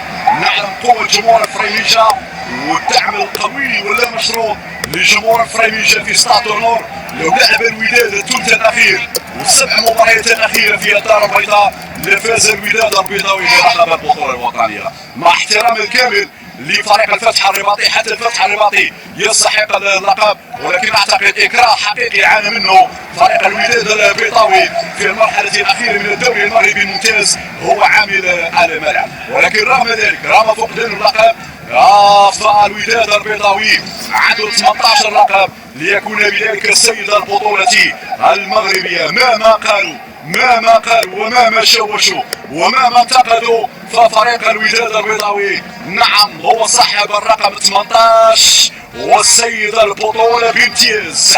كره في الجهه اليمنى لفائده فريق لاسيك من موسى، على الجهه اليمنى دائما كوا معا كوا رجوع للنبي ابراهيم، الاستحواذ يبقى سلبي بالنسبه للاسيك، وهذا في صالحنا صراحه، هذا في صالحنا للاسيك ما يخوفش حتى هذه اللحظه، رغم استحواذ الكره، رغم امتلاك الكره منذ بدايه الشوط الثاني. الاكثر من ذلك الاخطر كان هو الوداد عن طريق اللاعب عطوشي.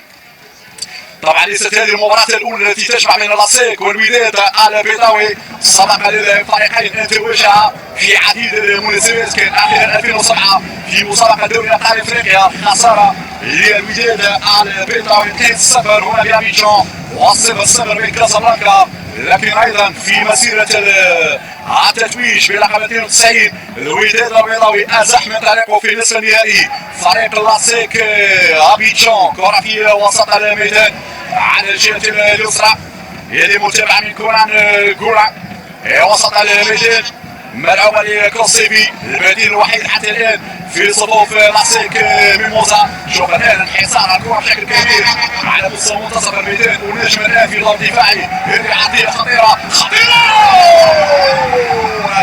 رائع يا السوري العربي. أول امتحان لك في هذه الجولة الثانية يا السوري العربي، تتصدى لهذه الكرة ليوسف وطاو صاحب الهدف في مرمى نادي طرابلس. هذه الإعادة مجددا هنا يا السرية قوية والزوير في المكان المناسب. أنا ما أقول لكم بأن الزوير يقوى في الموعد الكرة، فرصة تعطي ثقة للاسيك. لحسن الحظ استعجلوا في هذه اللقطة وبالتالي مرت سليمة على مرمى الزهير العربي. قلت رجل التحديات، رجل المباريات الكبيرة، نعم، ولكن في الدوري المغربي كانت هناك بعض الهفوات. الآن أنه حاضر، الآن أنه مركز، الآن أنه واجد اليوم من أجل التصدي لكل الهجمات الإيفوارية في أول امتحان في مسار دوري المجموعات. كرة في التماس، الجماهير الودادية تشجع فريقها العيش الدقيقة 67 وهناك تبديل على ما يبدو فعلا، تبديل في هذه اللحظات. جمال أيت بنيتير يدخل الآن مكان منهل، مكان وليد أم رضا رجوج. رضا رجوج هو من يخرج الآن. طبيعي جدا تعب ينال من اللاعبين، خاصة أن هذه فترة الصيام، لذلك فلن ننتظر إيقاع كبير ولن ننتظر مستوى خرافي من لاعبي فريق الوداد البيضاوي. نقدر مجهودات اللاعبين ونقدر بأن هذه فترة صيام، ورغم ذلك رغم كل هذه الصعوبات فالوداد البيضاوي لازال متقدما 1-0، يمشي يبحث عن الثاني. هذا هو السيناريو الذي اتوقعه، السيناريو الذي اتمناه. الوداد يغامر ويبحث عن الثاني ويحسب الامور تماما. كان ممكن ذلك مع العطوشي، نصير بالراس يكسب الثنائيه. جمال ممكن في اول لمسه اللاعب البديل اللي دخل مكان رضا لاجوج يعمل الضغط ويخلي الدفاع يرجع الكره لحارس المرمى كوفي كواكو على الجهه اليسرى ناحيه اللاعب كونان وسط الميدان مباشره للدوله كياراسوبا سريعه في الجهه اليمنى. خطيره ممتاز ممتاز يا الزهير العربي.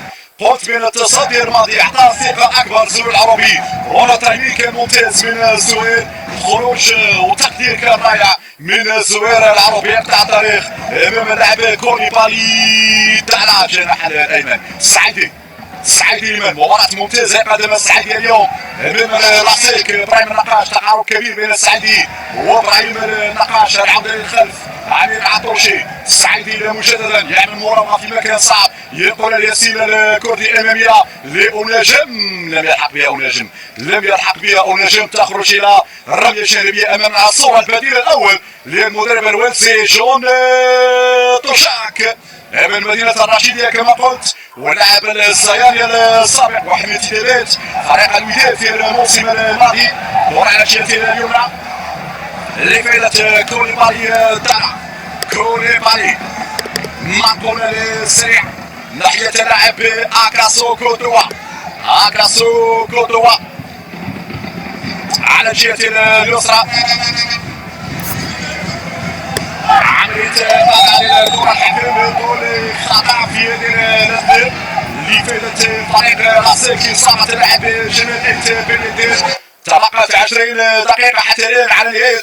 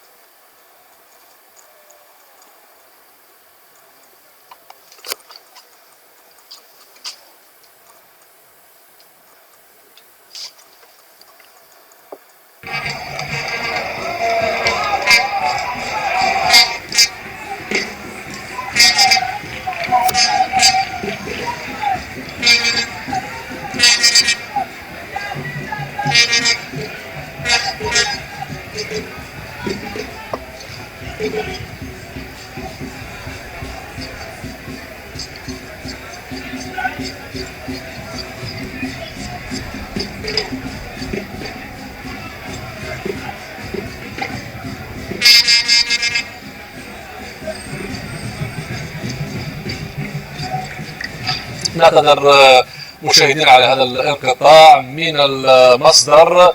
إذا الوداد لا زال بأفضلية في هذه المباراة أمام أسيك ميموزا اللقاء الذي يندرج ضمن رحلة دور المجموعتين ورحلة دوري أبطال إفريقيا المجموعة الأولى. عموما في انتظار عودة الصورة ونؤكد أن القطاع دائما من المصدر حتى اللحظة الوداد ربما يسير في الاتجاه الصحيح. هناك ربما قناعة بأنه تحقيق نتيجة الفوز تحديدا في هذه المباراة سيفتح أبواب الأمل، حتى ربما تكون هذه النتيجة بمثابة النتيجة الإيجابية ترفع من معنويات اللاعبين من أجل تحقيق نتائج إيجابية في هذه المسابقة التي تعد الأولى على مستوى إفريقيا بالنسبة للأندية. بالفعل ماجد، وأظن بداية الشوط الثاني كانت بداية جيدة بالنسبة للوداد، يلعب بشكل جيد منتظف على أرضية الملعب. لاعبي الوسط يقومون بعمل كبير في عملية الدفاع، في عملية استرجاع الكرة، خصوصا كما قلت نقاش ولاعب سعيدي. صحيح. نعود لنعيش الأجواء من خلال التعليق والزميل جواد بار.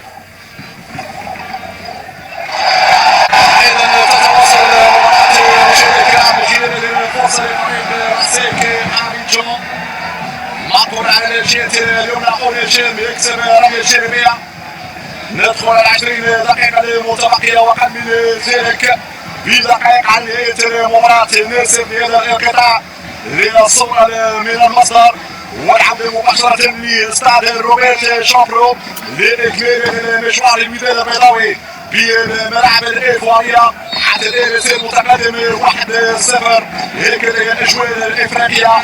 دائما مشكل النقل التلفزي ودائما الانقطاعات في الصور. نعتذر مرة أخرى لمشاهدينا الكرام خاصة عشاق الوداد البيضاوي الذين ينتظرون نتيجة إيجابية هنا من استاد روبرت شامبرو. كرة من لاعب الكورتي يرسل الأمامية في اتجاه لاعب فابريس نكيسي مونرا، يدخل بالكرة بالراس وليد الكرامتي. يضيع كثيرا وليد الكرامتي. كنت تمنيت أن الولد شونطوشاك يغير بسرعة وليد الكرامتي، لأنه فعلا حتى على المستوى اللياقي وليد الكرامتي نزل مستواه في هذه الجولة الثانية.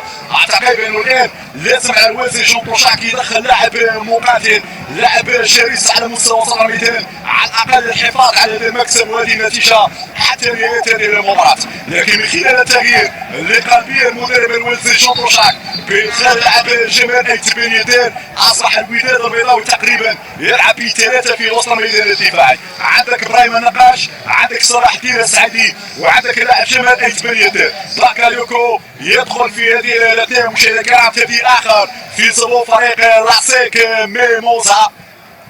إذا هذا هو التوجه بالنسبة للولد شونطوشاك، تحصيل المنطقة الدفاعية والزيادة العددية بخلال تواجد لاعب جمال أيت بن يدان. يلعب بثلاث فكاكة، ثلاث لاعبين ارتكاز، جمال أيت بن يدان وكذلك السعيدي وايضا الانسان ابراهيم النقاش، الرجل المناضل والمقاتل والمحارب جدير الخفاف هو لاعب ابراهيم النقاش، قائد السفينه الوداديه في الرحله الافريقيه. هنا ابراهيم ومتابع من يوسف رابح بالخبره. هنا ابراهيم النقاش لازم المسانده تاع يوسف رابح في نهايه المطاف. الحكم يمنح ركنيه لفائده العساك. وجد صعوبه كبيره لاعب يوسف رابح في اعاده الكره الماضيه. حتى الان لم يشاهد تلك ردة فعل القوية للعساك. وهنا تنفذ الركنية خطيرة خطيرة خطيرة.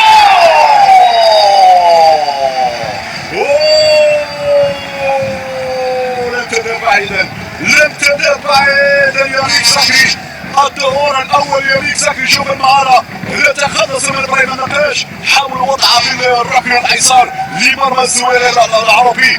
لمسة فنية جميلة جدا، ولكن الحمد لله مرت سليمة على المرمى الودادية. لم يتبقى الكثير. ربع ساعة يا رجال، ربع ساعة من المقاومة يا رجال. هو وداد المقاومة. هذه كرة أمامية والحكم يشير إلى وجود خطأ هنا. تسلل في لقطته الماضية وركلة حرة لفائدة فريق لاسيك ميموزا. ربع ساعة نريد أن نشاهد مقاتلين، نريد أن نشاهد أبطال. الآن السماتة للذود عن المرمى والاعتماد على المرتدات. يعني ما فيها باس نشوفوا مرتد، نعم مرتد، مع وجود مساحات في الخلف للاسيك.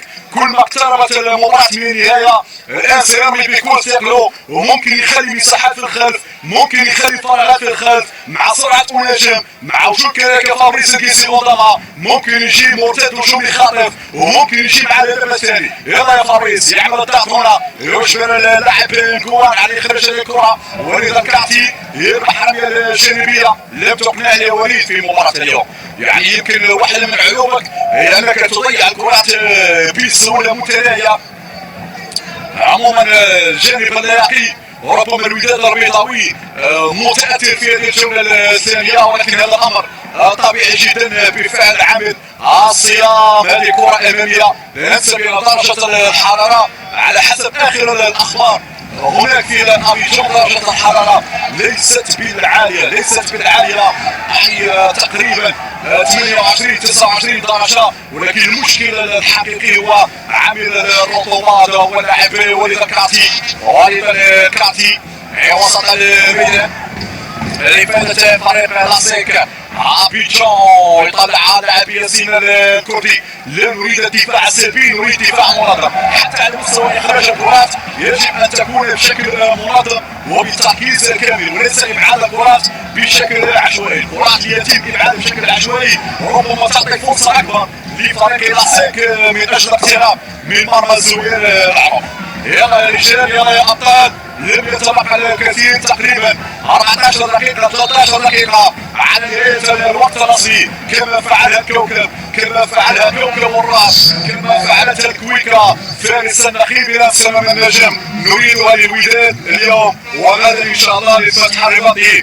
واحد من الشباب، واحد من اللاعبين الموهوبين زوير المترجي يدخل مكان وليد الكعتي. هذا الذي تمنيته وهذا هو المنطق اللي لازم يفرض نفسه باخراج اللاعب وليد الكعتي ودخول لاعب شاب هو زوير المترجي. الان عندنا لاعبين الشباب ونجم زوير المترجي ووسطهم فابريس كيسي اونداما السفاح الكونغولي. اتمنى ان يكون سفاحا بالفعل في اللحظات الاخيره، اللحظات القاتله. هذه كره اماميه، جمال بن يدار ضيع كره، العوده للخلف مباشره، نابي في تغطيه يرسل لكونان الدائره الايسر، ملعوبه سريعه ناحيه اللاعب كوسيفي، يطلع العوده للخلف. شوف هنا عمليه الضغط في وسط الميدان يجبرون لاسيك على كرات عاطيه بهذا الشكل، يحاولون التقدم، كره العمليه تتكسر على المشارك في منطقه الجزاء. في تسديده زوير واقع بشكل صحيح. هذه لم تمر عليك يا زوير، انت بطل يا زوير. تصدي اخر كان سهل نسبيا، زوير تموقعه سليم، يتصدى لتهديد اخر. شوف لاسيك ابيجان الان بدا يسدد من خارج منطقه الجزاء، ايمانا منه بانه صعب عليه اختراق الجدار الدفاعي بقياده يوسف رابح وامين العطوشي ومسانده متواصله لابراهيم النقاش وكذلك السعدي. كره في وسط الميدان، كاسو كوتوا عجلت الى اليسرى، كره على الكوان. هنا لمسات، هنا مترابطات، ولكن بدون فائده. يضغط زوير، هنا تعطيه ممتازه. الله عليك، الله عليك يا ابراهيم، الله عليك يا ابراهيم، الله عليك يا ابراهيم. امشي، هو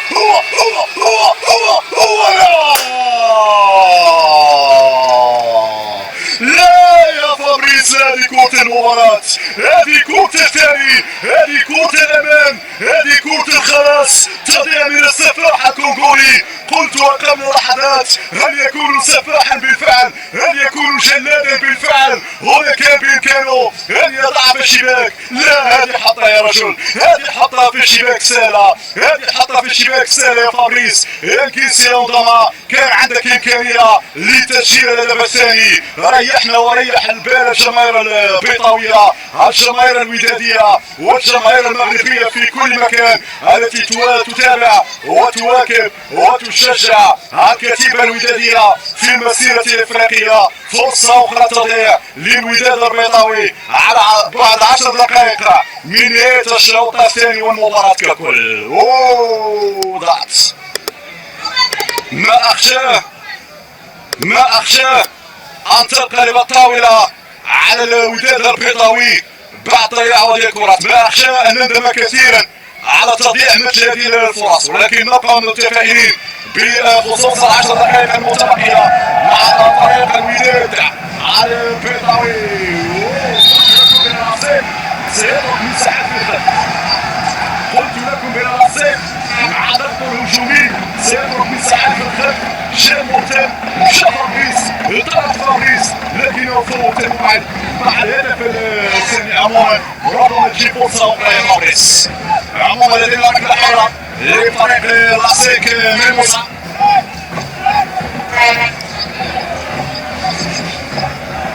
طبعا فابريس المواجه في انتظار قدوم شيكاتارا.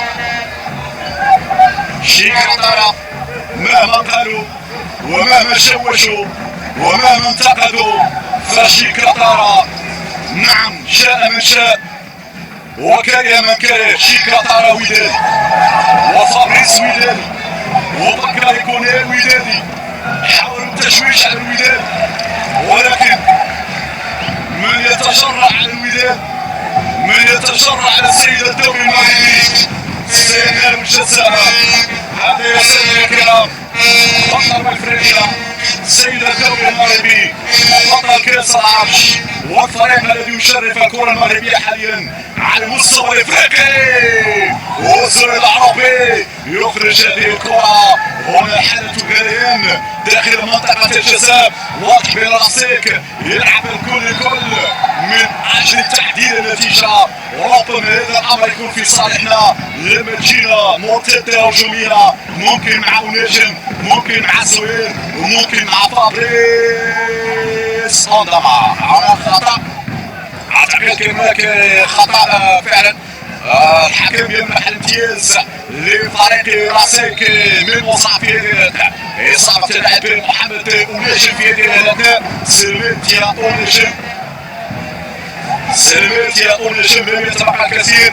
يلا يا ابطال يلا يا اسود يلا يا رجال. الكل يساندكم الكل يشجعكم من بين هؤلاء الجماهير التي حلت لابيجان. نعم تحية شكر وتقدير للجماهير الودادية التي تنقلت للكوت ديفوار في دبي والوداد في كل مكان. يتحدون الصعاب وهمهم الوحيد نعم ان يتابع الوداد دائما في القمة دائما الرعب دائما الانتصار دائما في الموعد. واليوم هم في الموعد بالكوت ديفوار. رغم عامل السياق كرة في الجهة اليمنى لفائدة لاسيك. الكل صايم اللاعبين صايمين المعلق صايم لكن كل شيء يهون. المهم الانتصار وبعد ذلك يحل الفطور. عموما هذه كرة جانبية لفائدة الفريق على لاسيك ابيجان. نتمنى تمر سليمة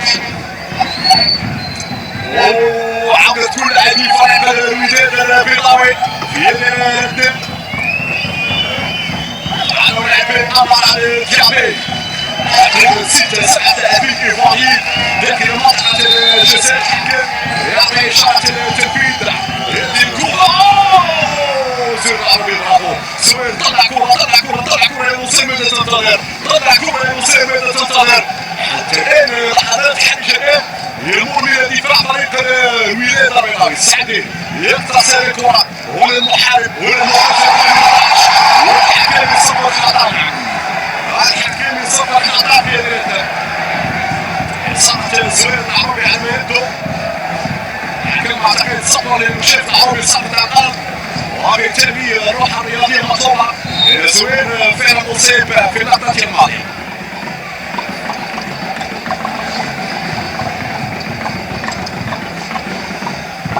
اللي شفنا فرصة فابريس الكيسي ربما تمنيت أن يكون حاضر شيكاتارا اليوم. ربما لكانت في الشباك. هذه إعادة لحظة اللي سقط فيها زوير العربي. فعلا استماتة قوية من زوير العربي. شوف كيف قطع الكرة الماضية رغم وجود 6-7 لاعبين ايفواريين داخل منطقة الجزاء قبل أن يخلص الوداد لاعب عطيف نصير ويبعد هذه الكرة. 5 دقائق متبقية. كم هي طويلة جدا هذه ال5 دقائق. كم هي طويلة هذه ال5 دقائق. ستمر بطيئة على الوداديين وسريعة على فريق لاسيك ميموزا. إذا عموما الحكم ماذا يقول هنا. الكرة ستلعب بين عنصرين. فعلا الكرة ستلعب بين عنصرين لأن الحكم وقف المباراة وبالتالي فالكرة يبعدها هنا صلاح الدين السعدي. عودة للخلف. كرة كرة في وسط الميدان للجهة اليسرى. عبد اللطيف نصير في وسط الميدان. صلاح الدين السعيدي يطلع الكرة. حقيقة شابو برافو زوير العروبي. يعني تقريبا نفس السيناريو ما عشناه في مباراة تي بي مع سي بي. يواصل التصديات وهذه كرة ناحية اللاعب كونان. يبعد عبد اللطيف نصير الى التماس. راح نقول الان الابعاد العشوائي نسبيا من جانب فريق الوداد البيضاوي. اتمنى ان ياتي مرتد هجومي لان المساحات موجوده في الخلف. كره تصل الى الجهه اليسرى. هذا هو لاعب داوده يرى صوبه يرسل مباشره. بالراس ممتاز يا سعيدي. بالراس ممتاز هنا التغطيه. حكم على ما يبدو اشار الى وجود خطا في يد الاداء. كان العدل العكسي. لنهايه المباراه مشاهدينا متابعينا في كل مكان عبر قنوات بين سبورت. الوداد لازال متقدم 1-0 هدف اللاعب صلاح الدين السعيدي. نذكر بان الاهلي المصري في المباراه الاولى خسر امام نادي سيسكو الصعبي 3 مقابل 2. سنتابع الكره المباشره لفرقه لاسيك ابيجان. يعني اقصى ما يمكن ان يفعله لاسيك هو ان يهدد بكرات ثابته. وهذه حيدة تسدد الكرة. زوير يمشي الكرة. زوير يمشي الكرة. اعتقد ركنية فعلا. ركنية لفائدة لاسيك. اعتقد ان لاسيك لن يهدى حتى يسجل. لاسيك لن يهدى حتى يسجل. واتصور ان الدقائق القادمة ستكون هكذا حتى الصافرة النهائية. الكرة لا تخرج من منطقة جزاء فريق الوداد البيضاوي. ربما اعيد اذكر قد تكون لدينا فرصة لهجمة مرتدة تنفذ الركنية. يضغط السعيدي. يضغط عليه السعيدي. ضغط عليه السعيدي. كان هناك خطأ فعلا. كان هناك خطأ. قرار سليم من باكاري كاساما لأن الاحتكاك كان موجود والالتحام كان موجود. هذه ساحة زوير العروبي. أي لمس عادي. أي لمس بسيط لزوير العروبي يساوي خطأ. وبالتالي زوير خذ راحتك يا زوير. خذ راحتك يا زوير. خذ راحتك يا زوير. هنا في هذه اللقطة يصاب بالفعل. هذه الإعادة مشددا. السعيدي عمل الضغط رغم ذلك جاءت العطية في القائم الثاني. زوير دائما تقديراته تكون ممتازة. شوف مرة أخرى يعني عندي ملاحظة مهمة جدا.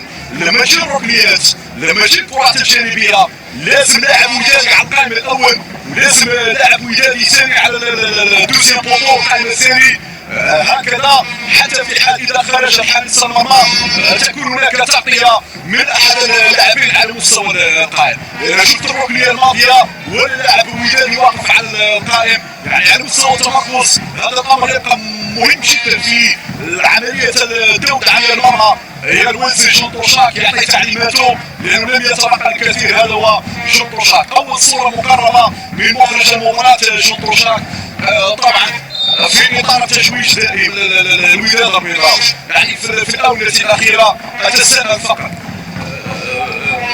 ما سبب هذا التشويش ولمصلحه من؟ ولماذا التشويش على الوداد البيضاوي بالذات في هذه الفترة المهمة؟ الوداد هو الوداد والوداد سيبقى كبير ورغم كيد الكائدين ورغم المناورات ورغم اكيد العراقيل. الوداد سيبقى كبير بلاعبيه بمسيريه وكذلك بجمهور الرائع الوفي والنموذج اليوم المدرجات او الفدائي والوداد حاضرون. هذه كرة للاسيك على الجهة اليسرى مرفوعة. طلع كرة بالراس. برافو يا العطوشي. يطلع كرة بالراس. يبقى الضغط لاسيك من موسى في هذه الاثناء. هذه دقائق العذاب. هذه دقائق الاعصاب. هذه دقائق المعاناة. لاسيك يهاجم والوداد يقاتل في امسية رمضانية. هذه كرة على الجهة اليمنى. نصير في المتابعة. يخرج الى رمية جانبية بسرعة ستنفذ من اللاعب كوصيفي الان.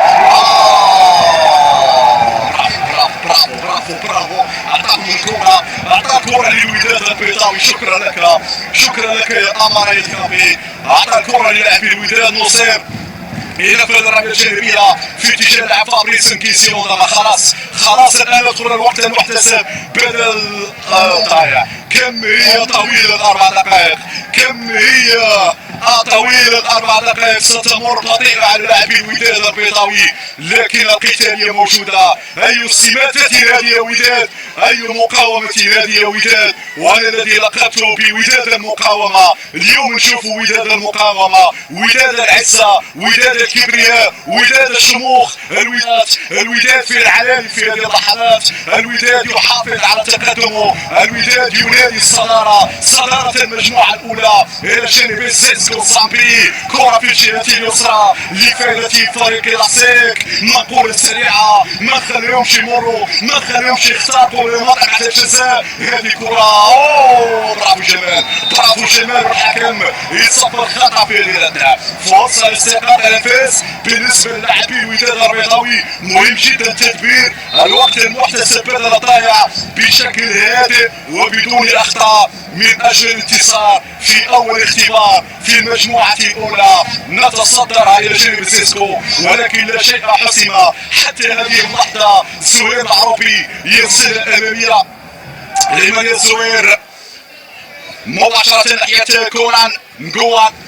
تمنيت أن نقي الكرة في منتصف ميدان فريق العساك من خلال الضغط.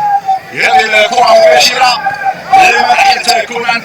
اضغط اضغط اضغط اضغط يا الحسو، اضغط يا زهير المترجي. زهير المترجي عمل الضغط هنا إلى جانب فابريس كيسي. قدام بالراس تبقى الكرة بطرف يوسف ماهر. هذا مقاتلين أبطال يستمدون حتى هذه اللحظة رغم الإكراهات. نعم جاءوا من أجل الانتصار وتحدي لاسيك. وابراهيم نقاش يقطع بهذا الشكل. فابريس ناقصة شوية هذه التمريرة. فابريس ركز شوية، فابريس ركز شوية، فابريس عموما كرة مقبولة هناك على الجهة اليمنى. يبحث عن الحلول هناك، يبحث عن الحلول هناك. حاول فيها زوير، حاول تفادي الركنية زوير، لكن فيها تمنى تصل إلى الكورنر. ربما تكون الفرصة الأخيرة لفريق لاسيك. بيتشون لاسيك من مصاب، نتمنى أن تمر بسلام في هذه الأهداف. عادت كل اللاعبين الوداديين للدفع عن المرمى إذا ستنفذ الركنية عن طريق عمارة جابي. زهير ركز في هذه المنطقة التي صعبة شوية لأنه لاسيك يريد أن يستفيد من بعض أخطاء المدافعين. تنفذ الرمية الجانبية في منطقة النار، في منطقة الحقيقة، منطقة الجزاء. مرة أخرى قتالية تحضر وبالراس تقطع عليه الكرة والمنطقة الهجومي. يمشي كونغولي، يمشي فابريس، يتقدم فابريس، هو السفاح وحده محاصرة فابريس والحكم الكرة الجانبية لفائدة لاسيك كابيتشون. نلعب الدقيقة الأخيرة، الدقيقة الرابعة من الوقت المحتسب بدل الضائع. ابراهيم يقطع كرة بشكل ممتاز لكن تبقى من جمال انت بيريدير. ربما تكون هذه المناورة الهجومية الأخيرة. يخرج الكردي. برافو السعدي والنقاش يستحقون العلامة الكاملة، بل الفريق بأكمله يستحق الإشادة الكاملة. هذه كرة إيفوارية خطيرة. إبراهيم يغطي، طلع كرة ماذا تنتظر؟ ضيق الخلاف هنا. اللاعب العطوشي تصل الجهة اليمنى. دائما يضغطوا. الحمد لله على هذه الكرة، الحمد لله مرة سليمة والصافية من فكان كسرة. تبني هذه المواجهة. ما أحلى الانتصار يا أبطال.